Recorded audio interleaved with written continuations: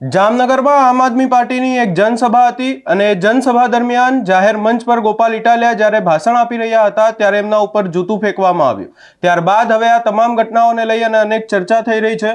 ત્યારે ગોપાલ ઇટાલિયા દ્વારા જૂતું ફેંકવાની ઘટના બન્યા બાદ તરત જ શું કહેવામાં આવ્યું એ વાતની ચર્ચા કરીશું। નમસ્કાર, હું છું ઉજ્જવલ અને આપ જોઈ રહ્યા છો નિર્ભય ન્યૂઝ।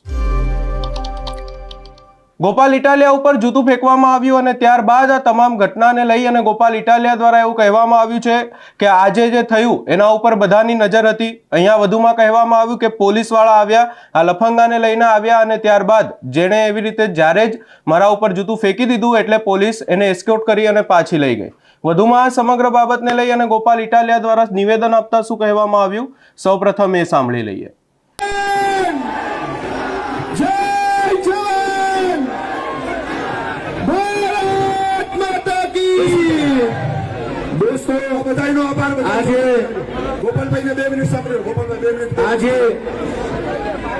આજે એટલું કહેવાનું બધાને કે અમારા માટે આ નવું નથી। ગુજરાતના જે ગામમાં જે શહેરોમાં આમ આદમી પાર્ટીની મીટિંગ હોય, આમ આદમી પાર્ટીની સભા હોય, ત્યાં કાયમ ભાજપ દ્વારા આવા ધરપટ્ટીઓ કરવામાં આવે છે। આજે શું થયું, બધાની નજર હતી કે બધા પોલીસ વાળા લફંગાને અહીંયા લઈને આવ્યા। વચ્ચે બે જણા અહીંયા આવી ગયા અચાનક, બે ચાર પીઆઈ ઇન્સ્પેક્ટર અહીંયા આવી ગયા, બાકીના બધા અહીંયા આવી ગયા। પોલીસ પોતે આ લફંગાને લઈને આવી, પોતાની ગાડીમાં લઈને આવ્યા, અહીંયા બેસાડ્યો। મારી નજરમાં હતું પણ મને કઈ એવું લાગ્યું નહીં કે કંઈક અજુગતું હશે। મને એમ હતું કે ઉલટાનું કંઈક રોકવા આવ્યા છે, પણ એ લફંગાએ મારી ઉપર પથ્થરો ફેંક્યો, પછી એને પ્રોટેક્શન આપીને લઈ જવા માટે આવ્યા હતા।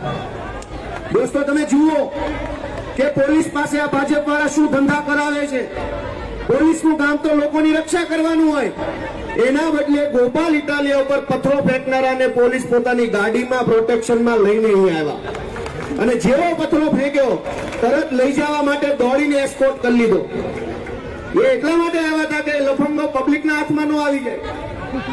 દોસ્તો, બેસો બધા, બેસો।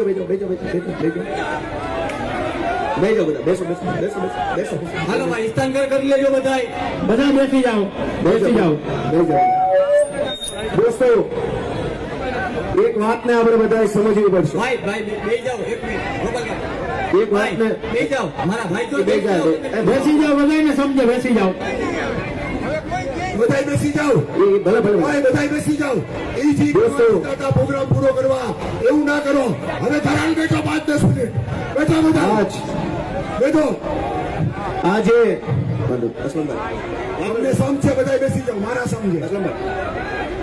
દોસ્તો, તમે એક વાતને વિચારો કે ગુજરાતમાં સત્તા જેની પાસે છે એ માણસો તમારી શક્તિનો ઉપયોગ, સરકારની શક્તિ, પોલીસની શક્તિ, સત્તાની શક્તિનો ઉપયોગ જનતાની સેવા કરવા માટે નહીં કરે, પણ વિરોધ પક્ષને દબાવવા માટે, વિરોધ પક્ષના નેતાઓને દબાવવા માટે, જનતાને દબાવવા માટે થઈ શક્તિનો ઉપયોગ થઈ રહ્યો છે। ભાજપના નેતાઓમાં અને ભાજપની દલાલી કરતા કેટલાક અધિકારીઓમાં જો દમ હોય તો અમારી સભામાં પથરા ફેંકે મેળ નહીં પડે। ભાઈ, જાઓ, જઈને ડ્રગ્સ માફિયાને, બુટલેગરોને પકડો તો ગુજરાતનું ભલું થશે।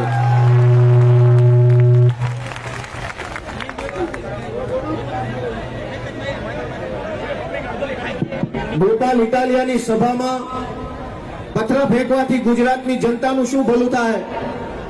આ પોલીસ વાળા એને એસ્કોર્ટ કરીને અહીંયા લઈ આવ્યા। મારી ભાજપના અહીંના જે કાંઈ પણ લફંગાઓ છે, ગુંડાઓ છે, હલકાઓ છે, એને વિનંતી છે કે દોસ્તો, આ ભાજપના જામનગર જિલ્લાના જે કાંઈ ગુંડાઓએ આ કૃત્ય પોલીસ પાસે કરાવ્યું એને મારી વિનંતી છે, એને મારી, પોલીસ તો ભાજપની છે ને, પોલીસ તો ભાજપની છે ને, પોલીસે કેમ સપોર્ટ આપ્યો? મારા કોંગ્રેસનો છે, પોલીસ ભાજપની છે, તો ભાજપની પોલીસે કોંગ્રેસના માણસને એસ્કોર્ટ કરીને અહીંયા કેમ લઈ આવ્યા? માણસ કોંગ્રેસનો હશે, પોલીસે એને પ્રોટેક્શન કેમ આપ્યું આવા લફંગાઓને? એનો અર્થ એમ કે ભાજપના કહેવાથી પોલીસે કોંગ્રેસના લફંગાને અહીંયા પથરા ફેંકવા માટે મોકલ્યો।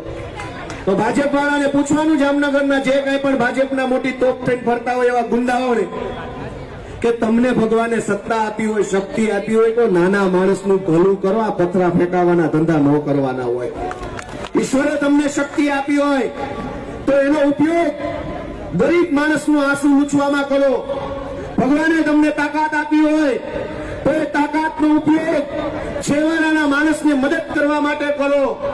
આમ આદમી પાર્ટીની સભામાં આવીને પથરા ફેંકવાથી શું ભલું થવાનું જનતાનું? અમારું કોઈ નુકસાન નથી આમાં, પણ જનતાનો શું ફાયદો? આજે રોડ નથી, અનેક વિસ્તારોમાં પાણી આવતું નથી, અનેક જગ્યાએ શાળાઓ ખરાબ છે, દવાખાનાની સ્થિતિ ખરાબ છે, જનતાનું કોઈ સાંભળતું નથી. આ પરિસ્થિતિ બદલવા માટે થઈને કામ કરવું જોઈએ.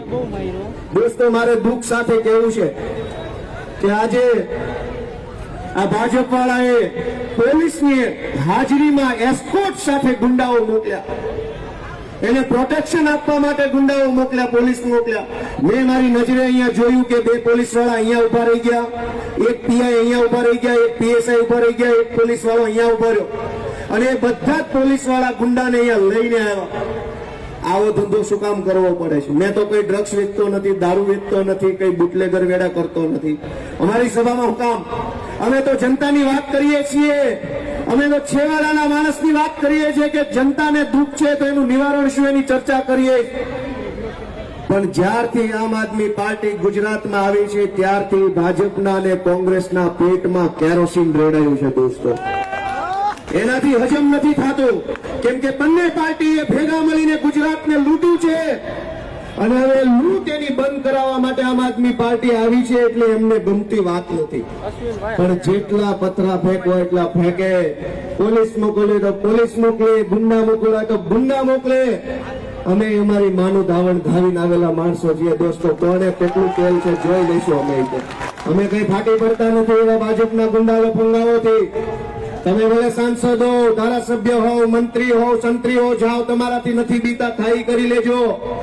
દોસ્તો, અમે ધરતીના જણ છીએ, ગામડાની માટી ધારીને ઉભા થયેલા માણસો છીએ. આવા લફંગાઓથી બીવાનું અમારું કોઈ કામ નથી. દોસ્તો મિત્રો, હું તમને બધાને એક જ વિનંતી કરું છું કે આ જે કઈ ઘટના બની તમારી નજર સામે બની, તમે વિચાર કરો કે કેવા માણસોને મત આપો. એટલા સુધી કેવા માણસો છે આ? અમે તો વાત કરીએ છીએ, વાત નથી સાંભળી શકતા. ગોપાલ ઇટાલિયા અહીંયા ઉભો રહીને જામનગરની, ગુજરાતની આમ જનતાની વાત કરે છે, એ વાત નહીં સાંભળી શકો તમે? એટલી બધી સત્તાની હવા ભરાઈ ગઈ, સત્તાનો પાવર એટલો બધો મગજમાં આવી ગયો કે તમે વિરોધ પક્ષોની વાત નહીં સાંભળી શકો. તમે સાંભળી શકો કે ન સાંભળી શકો, અમે વટથી બોલશું અને બોલશું, કેમ કે આ દેશ અમારો છે, આ રાજ્ય અમારું છે. કોઈનાથી ડરવાના નથી, ગમે એની સરકાર હોય. સરકાર એમની રીતે, અમે તો અમારા રાજ્ય માટે, અમારા રાજ્યની જનતા માટે અધિકારથી બોલશું, અને આવા કાયર હુમલાઓ અમને નહીં ડરાવી શકે. દોસ્તો, મારી તમને બધાને એટલી વિનંતી છે કે જાગો, આત્મા જગાડો, અને તમારા આત્માને પૂછો કે આ બધું કેટલું વ્યાજબી છે. દારૂની રેલમ છે, ડ્રગ્સની રેલમ છે, ગુંડાઓ બેફામ, આ બધી જ વસ્તુની અંદર એક જનતા તરીકે તમે વિચારો કે આ કેટલું વ્યાજબી છે. અને આ મારી સભામાં પહેલી વાર નથી થયું. રાજકોટમાં આવી રીતે આવ્યા હતા માણસો ભાજપના, ગાંધીધામમાં આવી રીતે આવ્યા હતા, જામનગરમાં આવ્યા આવી રીતે, સુરતમાં આવ્યા. જે જિલ્લામાં, જે તાલુકામાં ગોપાલ ઇટાલિયાની સભા થાય એટલે આવા 5 ગુંડા પોલીસ લઈને આવે છે. મારા માટે બિલકુલ નવું નથી, અને હું આવી રીતે કોઈ હુમલા બુમલાથી ડરવા વાળો માણસ નથી. અહીંયા તો મરી જાશું ને તેથી વાત પૂરી, બાકી જીવતા રહી ગયા તો ભાજપથી ડરવાનું નથી, પાડી દેવાના છીએ. જમીન સાથે અમે આવેલા મિત્રો, મારે તમને એક જ વિનંતી કરવી છે કે અમારો ગુનો શું? ચૈતરભાઈ વસાવા જેલમાં હોય છે, રાજુભાઈ કરપડા અને પ્રવીણ રામ અત્યારે જેલમાં છે. શું કામ? તો કે ખેડૂતો માટે એને આંદોલન કર્યું કરદા પ્રથાની વિરુદ્ધમાં. તો કરદા પ્રથાની વિરુદ્ધમાં આંદોલન કરનાર રાજુ કરપડા અને પ્રવીણ રામ જેલમાં છે.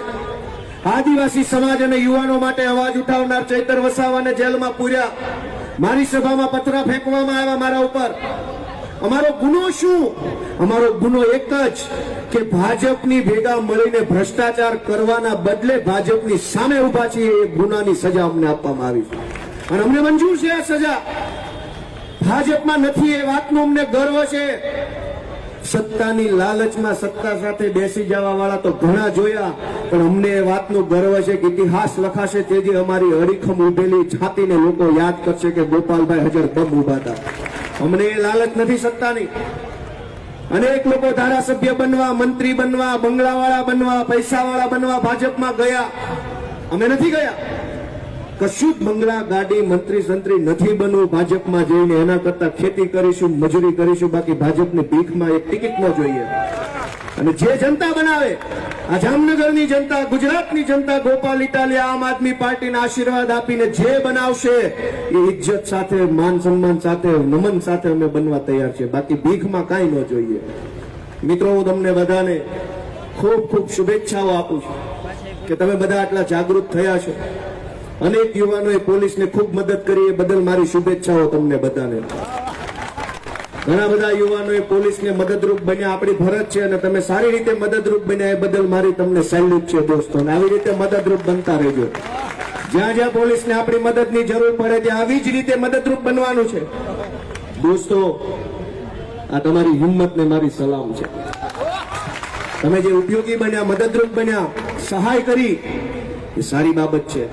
અને હું બધા આખા ગુજરાતના લોકોને વિનંતી કરું છું, ક્યાં સુધી ડરશો? શા માટે ડરશો? ભાજપની સરકાર તો ઈચ્છે છે કે ડરનો માહોલ ફેલાયેલો રહે. દરેક માણસ ડરમાં ને ડરમાં, ડરમાં ને ડરમાં ભાજપની સાથે જોડાયેલો રહે. દોસ્તો, ડર છોડો. તમારું લઈ શું જશે કોઈ? અને ભાજપે આપી શું દીધું છે કે ગુમાવવાનો ડર લાગે છે? અને શું કરી લેશે? 1 FIR 2 FIR શું કરી લેશે? દોસ્તો, ડર છોડો. માતૃભૂમિ માટે, ગુજરાતની જનતા માટે, ગુજરાત રાજ્ય માટે લડવા માટે બધા પોતાની કમર કસી લો દોસ્તો. છાતીમાં ઊંડો શ્વાસ ભરી લો અને નીકળી જાઓ સડકો ઉપર. સંઘર્ષ કરો, જનતા માટે અવાજ ઉઠાવો. હજારો વર્ષોથી, કેટલાય વર્ષોથી ભાજપની સરકારે ડરનું સામ્રાજ્ય ફેલાવ્યું છે અને આ ડરના ને ડરમાં, ડરમાં ને ડરમાં ગુજરાતની જનતાને શોષણ થઈ રહ્યું છે. મિત્રો, મારી તમને એક વિનંતી છે કે આજે આ બાજુ આવી જાવ. હજી કઈક લાગે છે એ બાજુ છે કઈ સાહેબ? હવે લાવ્યા છો કોઈને? નથી ને? ઠીક. તો બીજી મારી એટલી જ વિનંતી છે કે આજે દોસ્તો એટલી જ મારી વિનંતી છે કે જે કાંઈ પણ આપણે અંદર આવો ભાઈ, બધા બેસો પ્લીઝ. મારી વિનંતી, બેસો બેસો બેસો બેસો બધા. નમ્ર નિવેદન, બેસો.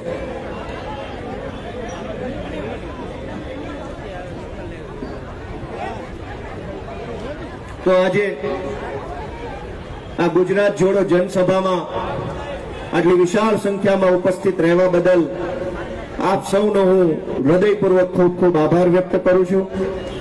અને આજે આપણી સાથે જોડાયેલા ત્રણેય મહાનુભાવોનો હું ફરી એક વખત આમ આદમી પાર્ટીમાં હૃદયપૂર્વક સ્વાગત કરું છું. અને તમામ આગેવાનો, વડીલો, યુવા દોસ્તો, મીડિયાના મિત્રો, પોલીસ મિત્રો, જે કાંઈ પણ બધા લોકોએ પોતપોતાની ફરજ નિભાવી છે, બધાનો હું આભાર વ્યક્ત કરતા મારી વાત પૂરી કરું છું. સૌને મારા પ્રણામ. ભારત માતા કી જય.